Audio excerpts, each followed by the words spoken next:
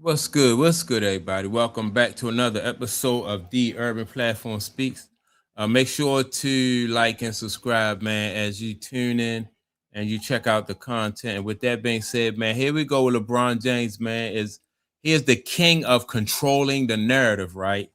And so now he has this guy out there, Brian Windhorst, making excuses already for the upcoming season for LeBron James, right? And the 76ers. So when things don't go the way that they would like them to go, then they could say, well, we told y'all this was what's going to happen, right? And I think for the Philadelphia 76ers fan, you gotta kind of brace them because the fans are they don't play up there in Philly, man. And so they're gonna get on you. So I think they kind of setting the stage so they'll lower the expectations of the fan base and maybe buy themselves some time from the fan base, right? And so Brian Windhorst is out there saying that keep in mind that it takes LeBron James at least it takes him around 2 years in order to get the chemistry together on the team. So this first year, don't expect too much, right? And I think he said something. I'm gonna play the audio, but I do think that he says something like 40 something games they're gonna win this year.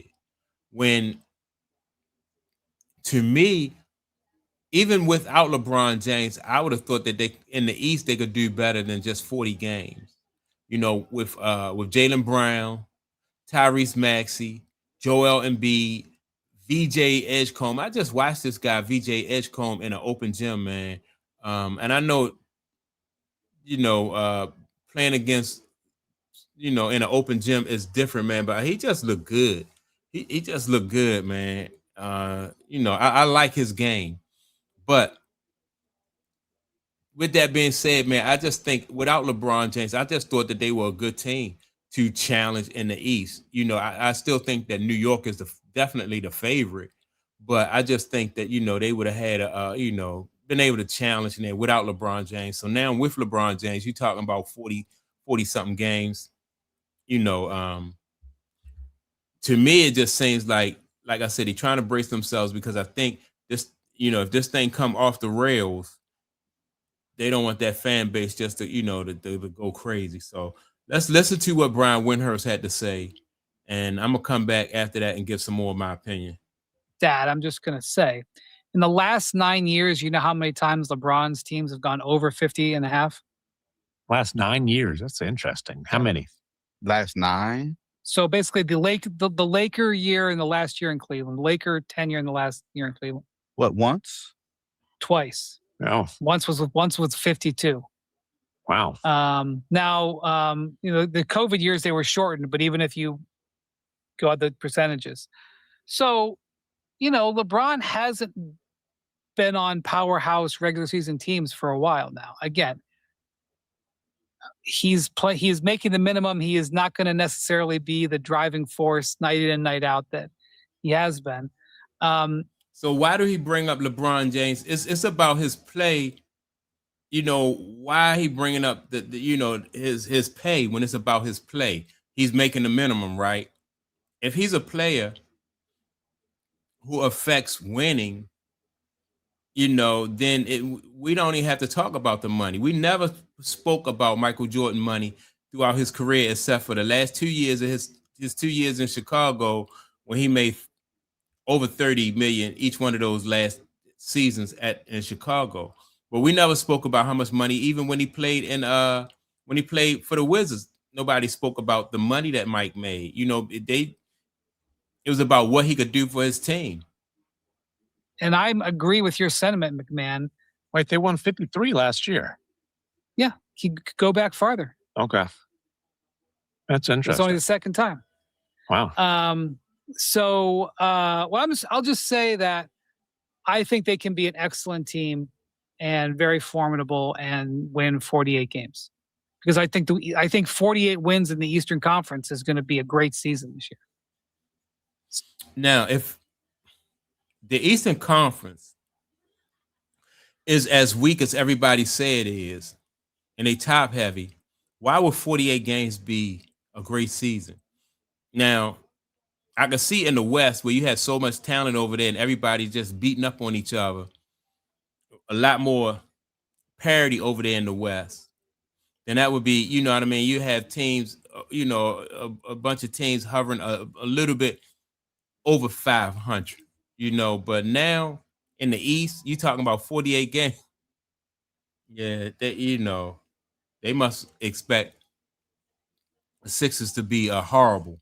So I'm going to go under. I think it's just a safe because you don't know about Embiid, you don't know about health and all the other stuff. I think just safe to go under. I think probably going under on the Sixers has probably been a profitable position. For And so he just mentioned Embiid, right? And said, so, like I said, keep an eye on that because I do think that they are setting it up so that Embiid can be the scapegoat when things go sideways. And I got a feeling that Embiid, Embiid is already not happy about this situation. He could see himself being the odd man out. I just played a video a little while ago of LeBron James working out or playing, not even working out, playing basketball with Maxey and Jaylen Brown. Like it looked like a pickup game, a 3-on-3 with some some guys at the YMCA or something.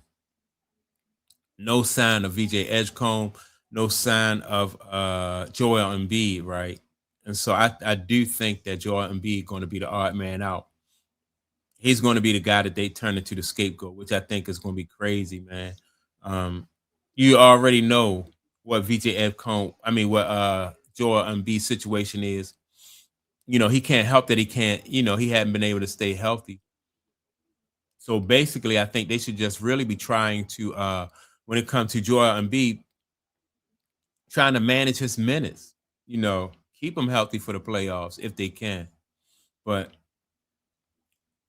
you can see them already trying to trying to lay the groundwork, man, for this team, man, just in case they don't meet expectations. Your fan base won't come down too hard on them. Let me see what else this guy had to say. But I don't say it controversially. I just think and not only that, like LeBron's teams, when he's changed teams, they've tended to get off to slower starts. When he went to Miami, they started 9-8. They obviously ended up fine, but when they went back to Cleveland, they started 19-20. When he went to the Lakers, I mean, again, I don't want to make it sound like all of these are all equal because I know this. Yeah, but to be honest, though, it's been a pattern, So if it's a pattern, you don't have to worry about it being equal. That's what his pattern is. It'll take him, 2 years at every destination that he went to. Miami, back to Cleveland, second year at at LA. It's been a pattern. And keep in mind, LeBron James is a lot older now, so the bulk of the work is going to have to be done by Jaylen Brown, Tyrese Maxey, and VJ Edgecombe. They're going to need LeBron and Joel Embiid really to just to bring up the rear, man, because they're not going to be able to carry no team, especially not for long stretches. Like a couple minutes here for LeBron, a couple minutes there for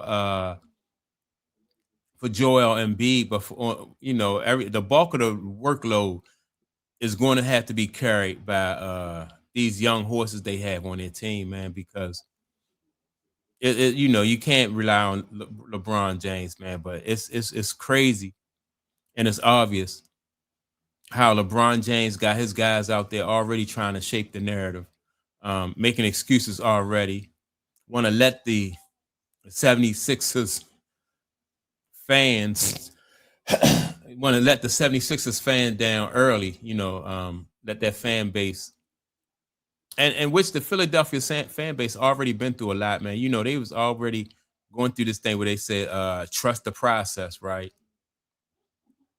That hasn't really worked out for them. But Yeah, man. It's this situation with LeBron James, man. I don't get it. So that's my take on it. Make sure to like and subscribe. And also, don't forget to leave a message. So check y'all out in the next video. Peace.